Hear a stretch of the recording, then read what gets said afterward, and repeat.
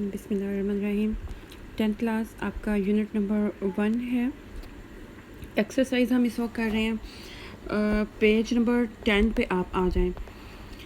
Page number 10 पे आपका book exercise number C है। आपने अंडरलाइन करना है नाउन फ्रेज़ को। नाउन फ्रेज़, सबसे पहले मैं आपको थोड़ा सा फ्रेज़ के बारे में बता दूं। फ्रेज़ थोड़ा सा एक सिंपल वर्ड होते हैं, सिंपल सेंटेंसेस होते हैं, लेकिन थोड़ा सा कॉम्प्लिकेटेड करके एक मुहावरा सा बना के जब हम किसी चीज़ को प्रेजेंट करते हैं, किसी चीज़ की बात करते हैं, तो वो हमारा एक फ्रेज़ होती है। अब नाउन फ्रेज़ क्या है? जो कि एक नाउन का काम करे। अब वो ऐसी एक फ्रेज़ जो कि नाउन का काम करे, उसमें आपका नाउन आपको पता है क्या है? नाउन नाम है, नेम है किसी चीज़ का, कोई भी चीज़ हो सकती है।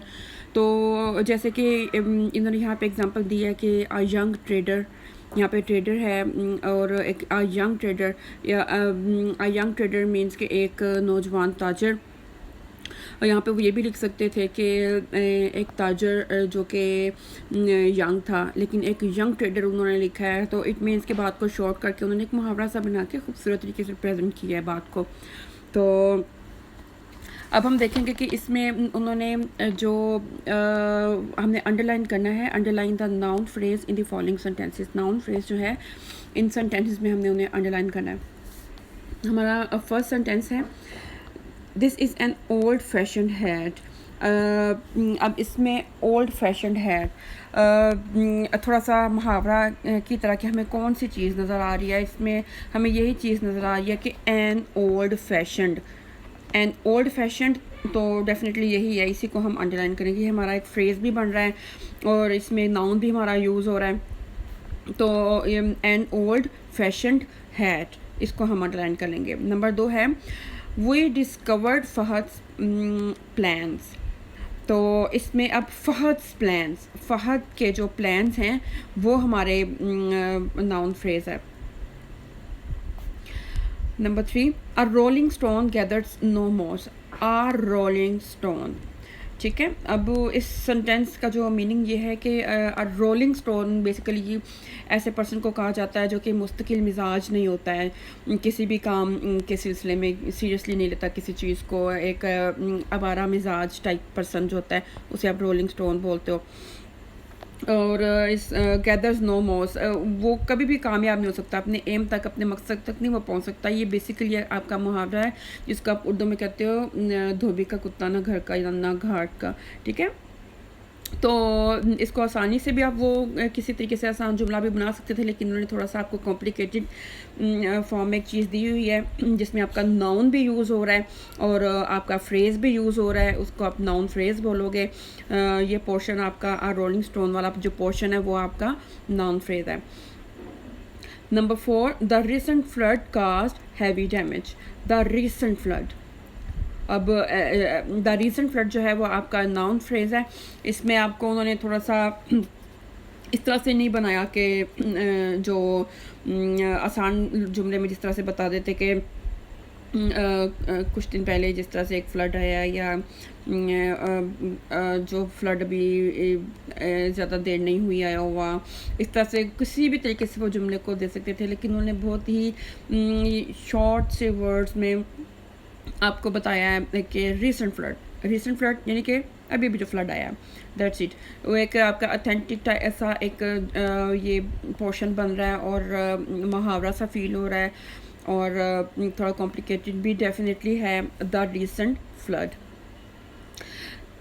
Number 5, N oral presentation can be interesting.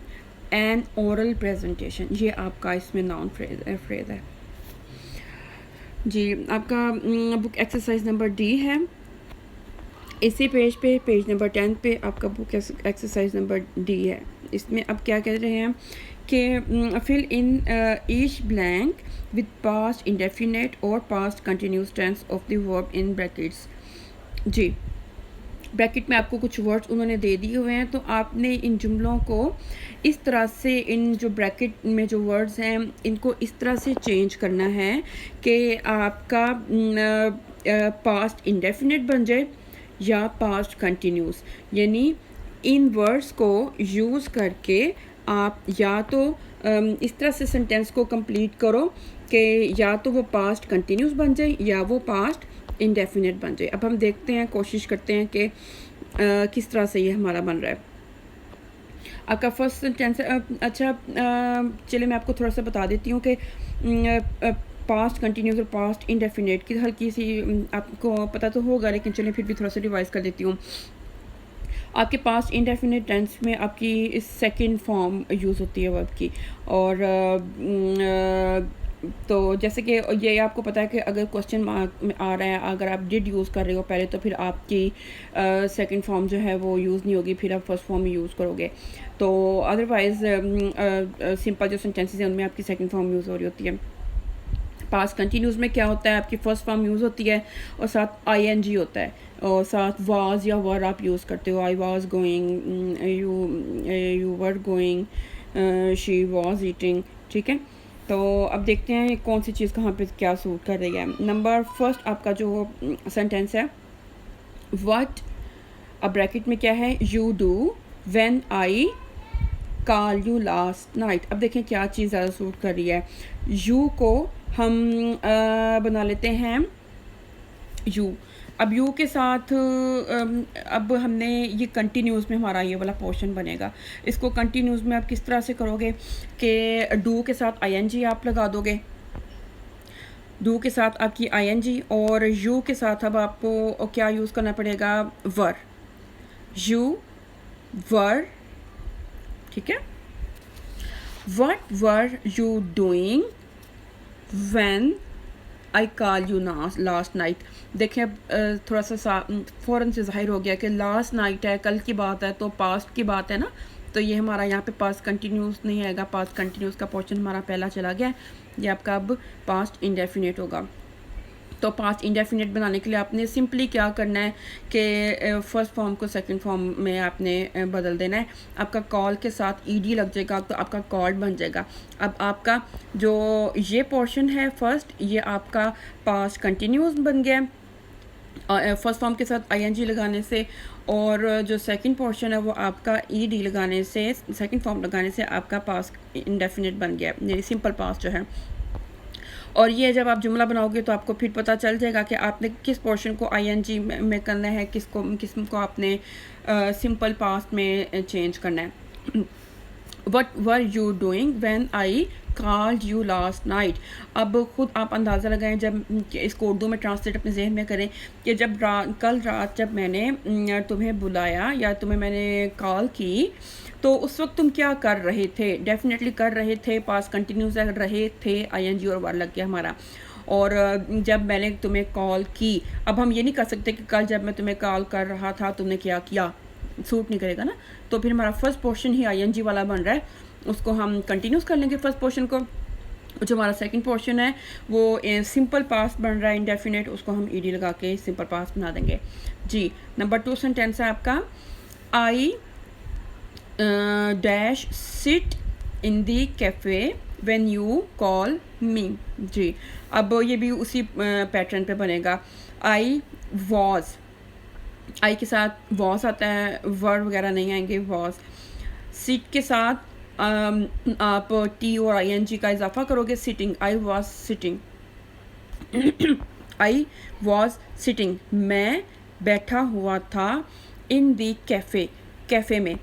When you call के साथ सिंपली ईडी लगा दें, ये आपका सिंपल पास्ट बन गया। व्हेन यू कॉल्ड मी, जब तुमने मुझे बुलाया।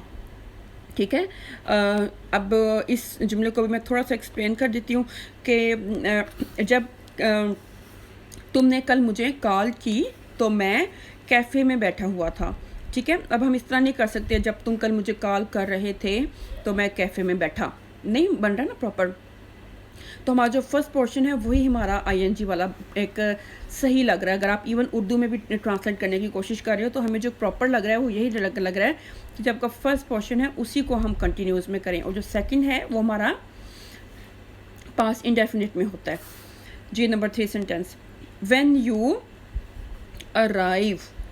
अब अराइव को आप बनाओगे, ई काट दें अराइव का और ई डी लगा दें, आपका बन गया arrived. When you arrived at the bus stand, जब तुम बस स्टैंड पे पहुँचे, हु बी देयर।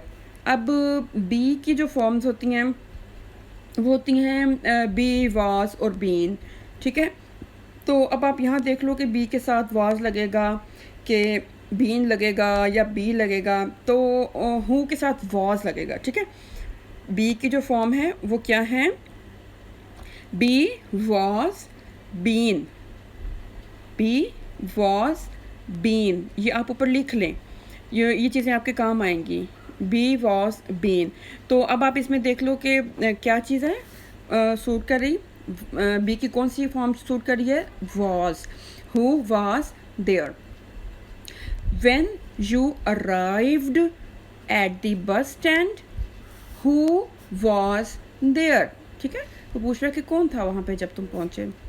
तो यहाँ पे आईएनजी हमारी यूज़ नहीं हुई, क्योंकि अब आप उर्दू में अगर इसको ट्रांसलेट करके कोशिश कर लो तो यहाँ पे कहीं भी आईएनजी फॉर्म अब मुनासिब ही नहीं लगेगी कि जब तुम पहुँच रहे थे वहाँ पे कौन था, कि जब तुम पहुँचे वहाँ पे कौन रहा था, हो रहा था, चल रहा था, फिर रहा था, किस तरह से, नहीं समझ आएगी हमें, ठीक है। सिंपली आप इसको इस तरह से कर लो जी। Number 4, Shamsa watch a film when she hear a noise, बस ठीक है। अब वॉज, वॉचिंग, वॉच के साथ आईएनजी लगा दें, पहले वॉज ऐड कर दें, Shamsa was watching a film when she heard, HEAR, इसके आगे सिंपली आप डी लगाएंगी, heard, when she heard the noise, जब उसने शोर सुना, ठीक है। वो क्या कर रही थी, मूवी देख रही थी जब उसने शोर सुना। Number 5, we play tennis, we were playing tennis, were और प्ले के साथ आईएनजी ऐड कर दें, वी वर प्लेइंग टेनिस, हम टेनिस खेल रहे थे। वी ज़्यादा है तो हम वॉज नहीं लगा सकते, ठीक है, तो वर आएगा।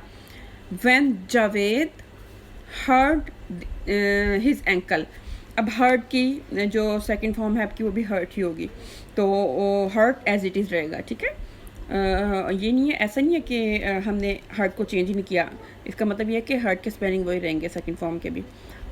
तो we were playing tennis when Javed hurt his ankle, जब जावेद का जो एंकल है वो ज़ख्मी हो गया था जब हम प्ले कर रहे थे।